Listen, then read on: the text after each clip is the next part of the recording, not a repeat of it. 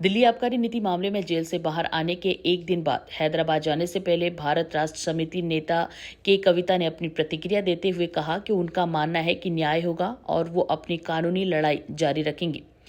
तेलंगाना के पूर्व मुख्यमंत्री के चंद्रशेखर राव की बेटी को सुप्रीम कोर्ट से जमानत मिलने के बाद मंगलवार की शाम को तिहाड़ जेल से रिहा कर दिया गया और जेल से रिहा होने के दूसरे दिन ही के कविता ने कहा कि मेरा मानना है कि न्याय होगा और हम लड़ेंगे, हम अपना संकल्प नहीं खोएंगे। बता दें कि के कविता 5 महीने से भी ज्यादा समय तक न्यायिक हिरासत में थी और आगे उन्होंने कहा कि मैं इस लड़ाई को आगे बढ़ाऊंगी। जेल से बाहर आने के बाद दिल्ली स्थित पार्टी कार्यालय में अपने बेटे और भाई केटीआर के साथ मिठाइयां बांटी और जमानत के लिए दिल्ली के उप मुख्यमंत्री मनीष सिसोदिया की तरह के कविता को भी 10-10 लाख रुपए का मुचलका भरना पड़ा और उन्हें अपना पासपोर्ट भी जमा करना पड़ा। के कविता को जमानत देते हुए अदालत ने कहा कि मामले से संबंधित साक्ष्य जुटा लिए गए हैं, लेकिन अब इस मामले की सुनवाई में लंबा समय लग सकता है और लिहाजा आरोपी को तब तक के लिए जेल में नहीं रखा जा सकता।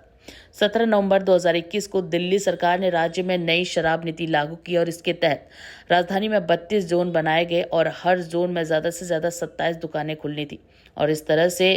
कुल मिलाकर 849 दुकानें खुलनी थी और नई शराब नीति में दिल्ली के सभी शराब की दुकानों को प्राइवेट कर दिया गया। इसके पहले दिल्ली में शराब की 60% दुकानें सरकारी और 40% प्राइवेट थी। नई नीति लागू होने के बाद 100% प्राइवेट हो गई और सरकार ने यह तर्क दिया था कि इससे 3,500 करोड़ रुपए का फायदा होगा। Bureau report, star Bharat news.